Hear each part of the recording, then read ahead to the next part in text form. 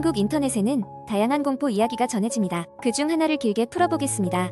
그날은 나에게 특별한 날이었다. 새로 구한 직장에서 첫 출근하는 날이었기 때문이다. 나는 아침 일찍 일어나 샤워를 하고 정장을 차려입고 집을 나섰다. 새로운 회사는 집에서 꽤 거리가 있었지만 나의 직장 생활이 시작될 곳이라는 생각에 마음이 설레면서도 긴장되었다. 회사에 도착했을 때 나는 사무실이 위치한 건물의 외관에서부터 묘한 기분을 느꼈다. 오래된 건물이었지만 어딘지 모르게 활기가 없고 음침한 느낌이 들었다.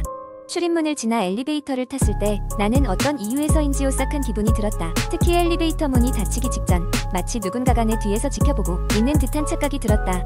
사무실은 10층에 있었다. 문을 열고 들어서자 몇몇 동료들이 반갑게 맞아주었고 나는 간단히 인사를 나눈 뒤자리에 앉아 업무를 시작했다. 하지만 오전 내내 그 묘한 기분은 사라지지 않았다. 이상하게도 창밖을 볼 때마다 시선이 자꾸만 7층을 향했다. 창문은 안으로 열리지 않았고 안쪽은 어두컴컴하여 아무것도 보이지 않았지만 그곳에서 무언가 나를 보고 있다는 느낌이 들었다. 점심시간이 되자 동료들과 함께 근처 식당으로 향했다. 식사를 하며 자연스럽게 건물에 대해 이야기를 나누게 되었고 그 과정에서 놀라운 사실을 알게 되었다. 이 건물은 오래전 한 대기업의 본사였으나 어느 날 갑자기 큰 화재가 발생했다고 했다. 특히 7층은 불길이 가장 심했던 곳으로 비극적인 일이 발생해 많은 이들이 목숨을 잃었다고 했다. 그 이후로 건물은 몇 년 동안 방치되었고 최근에서야 우리 회사가 일부 층을 임대에 사용하게 된 것이라고 했다. 그 얘기를 들으니 소름이 돋았다. 7층에 대한 묘한 기분은 우연이 아니었던 것 같다. 점심을 마치고 사무실로 돌아오는 길에 나는 혼자 엘리베이터를 탔다. 10층 버튼을 누르고 문이 닫히려는 순간 엘리베이터는 갑자기 덜컹거리며 7층에 멈췄다. 문이 서서히 열리는데 아무도 없는 어두운 복도가 눈앞에 펼쳐졌다. 그 순간 식은땀이 흘러내렸다. 아무런 이유 없이 발걸음이 7층으로 향했다. 어두운 복도를 천천히 걸어가는데 내 발소리 외에는 아무런 소리도 나지 않았다. 복도를 지나 작은 창고문 앞에 도착했을 때 갑자기 문이 저절로 열렸다. 그 안에는 오래된 책상과 의자가 있었고 그 위에는 먼지가 잔뜩 쌓인 사진 한 장이 놓여 있었다. 가까이 다가가 사진을 집어들었을 때 심장이 멎을 만큼 놀랐다. 사진 속 인물들은 다름 아닌 사무실에서 함께 일하고 있던 동료들이었다. 그런데 사진 속 한 인물은 내가 분명히 처음 보는 얼굴이었다. 그러던 찰나 갑자기 누군가의 손이 내 어깨를 잡았다. 놀라 뒤를 돌아보았지만 아무도 없었다. 심장이 터질 것만 같았지만 그때는 어떤 힘인지 도망갈 수 없었다. 다시 사진을 들여다보니 미처 보지 못했던 뒷면에 날짜가 적혀 있었다. 그 날짜는 바로 오늘이었다. 순간 건물 전체가 크게 흔들리며 비명이 들려왔다. 정신을 차려보니 나는 사무실 책상 앞에 앉아 있었다. 꿈이라기엔 너무 생생한 경험이었지만 동료들은 모두 평소처럼 일을 하고 있었다. 나는 그저 꿈이었을 거라며 스스로를 안심시켰다. 하루가 끝나고 퇴근을 하려는 순간 오늘 아침 본 인사 담당자가 다가와 말했다. 오늘 새로운 팀원이 들어왔어. 소개할게. 뒤를 돌아봤을 때 나는 아연 실색했다. 꿈에서 본 그 사진 속 처음 보는 얼굴이 나를 보고 웃고 있었다. 그날 이후 나는 퇴근 후에도 7층 근처로 가는 일이 없도록 항상 조심했다. 그리고 새로운 팀원과 마주칠 때마다 등골이 서늘해지는 느낌을 피할 수 없었다. 그 비명은, 그 사진은, 그리고 그 새로운 팀원이 의미하는 것은 무엇이었을까? 알 수 없지만 나는 그 진실이 두려웠다. 두 번째 이야기, 어느 작은 마을에 서근정이라는 오래된 정자가 있었습니다. 이 정자는 마을의 중심부에 자리 잡고 있었으며 주민들 사이에서는 오랜 세월 동안 수많은 이야기가 전해져 내려왔습니다. 그 중에서도 가장 유명한 이야기는 서근정에서 매년 어느 날 밤마다 나타난다는 하얀 여인에 관한 것이었습니다. 서근정은 초가집이 즐비한 마을의 중심에 위치하여 소박하나마 사람들의 모임 장소로 종종 사용되었습니다. 대개 낮에는 마을 어르신들이 모여 차를 마시거나 이야기를 나누는 곳이었지만 밤이 되면 왠지 모를 음산한 기운이 감돌아 사람들은 발길을 옮기길 꺼려했습니다. 마을에서는 이 정자에서 오래전부터 귀신이 나타난다는 소문이 있었습니다. 그 귀신은 바로 하얀 여인이었습니다. 그녀는 긴 머리를 늘어뜨린 채 하얀 한복을 입고 정자 기둥에 기대어 서 있거나 안개 낀 날에는 정자 주변을 떠돌다 사라지곤 한다는 소문이었죠. 이 이야기는 오랜 세월 전부터 전해져 내려왔습니다. 마을의 노인들은 이 하얀 여인이 사실 예전 대대로 이 마을을 다스려 떠난 양반 집안의 마지막 후손이라는 이야기를 전했습니다. 그녀는 약혼 자와 혼인을 앞둔 상황에서 그는 병으로 세상을 떠나고 그녀 역시 얼마 지나지 않아 그를 따라 자결했다고 합니다. 그 후 그녀는 그 약속을 이루지 못한 한을 품고 서근정에서 나타나 사람들을 애절하게 쳐다본다고 전해졌습니다. 시간이 흘러도 이 전설은 여전히 마을 주민들 사이에서 밥상머리의 화제가 되었고 특히 어느 가을 농사가 끝나고 수확제를 마친 어느 날 밤 마을 청년들 몇몇이 이 전설의 진위를 가리겠노라 결심하고 서근정에 모였습니다. 그들은 반쯤은 술에 취해 호기심과 약간의 겁에 질린 상태로 이 정자에 모였고 손전등 하나에 기대어 주변을 둘러보기 시작했습니다.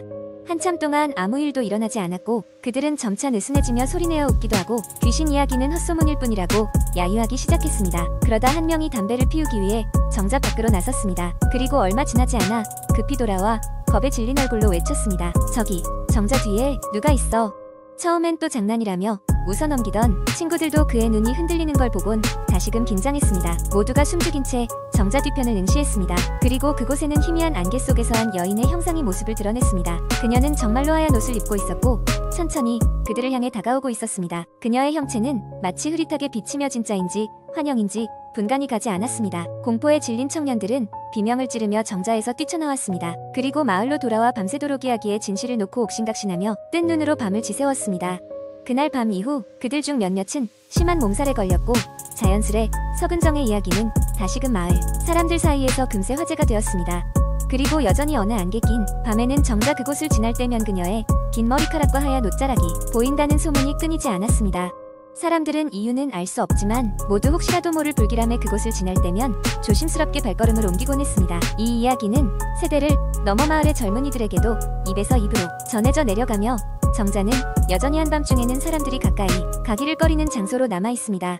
그리고 사람들은 지금도 가끔씩 서근정에서 한숨소리 같은 것이 들린다는 이야기를 하곤 했습니다. 이렇게 오랜 세월이 지나도 여전히 풀리지 않는 전설로 남아 서근정은 그 신비로움을 간직하며 마을 한편에 자리 잡고 있었습니다. 세 번째 이야기. 서울의 번화가에서 조금 벗어난 조용한 주택가에는 오래된 아파트 단지가 하나 있었다. 이 아파트는 겉보기에는 별다를 것 없어 보였지만 주민들 사이에서는 알 수 없는 기이한 사건들이 많다고 소문이 자자했다. 그 아파트에 이사 온 지 얼마 안 된 승려는 처음에 그런 소문을 대수롭지 않게 여겼다. 오래된 건물이다 보니 사람들이 만드는 헛소문일 거라고 생각했다. 하지만 시간이 지날수록 승려는 그 소문이 결코 허황된 것이 아님을 느끼게 되었다. 승연이 이사 오고 첫 번째 밤이었다. 밤새도록 밖에서 아이 웃음소리가 들려왔다.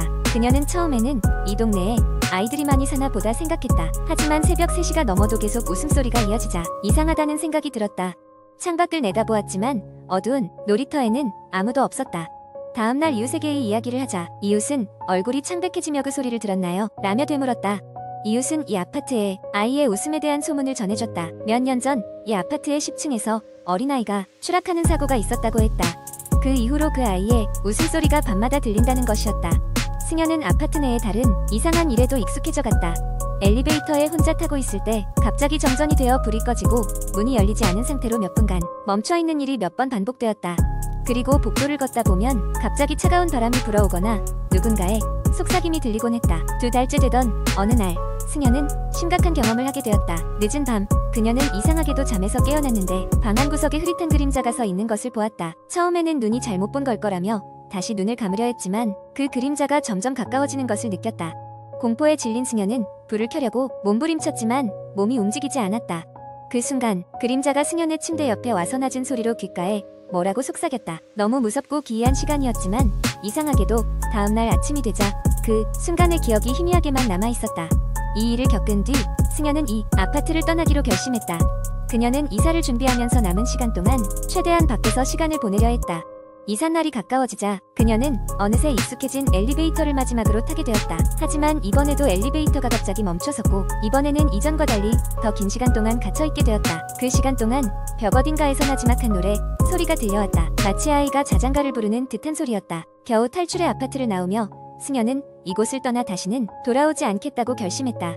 그녀의 경험은 모든 것이 끝나고 나서도 오랫동안 그녀의 기억에 남아있었고 서울 어딘가의 오래된 아파트에서는 여전히 소문처럼 기묘한 일들이 벌어지고 있을지도 모를 일이었다. 이렇게 승연은 그곳을 떠났지만 떠난 뒤에도 종종 그 아이의 웃음소리가 바람에 실려 들려오는 듯한 느낌을 받곤 했다. 마치 그 아이가 여전히 승연을 보고 웃고 있는 것처럼 말이다.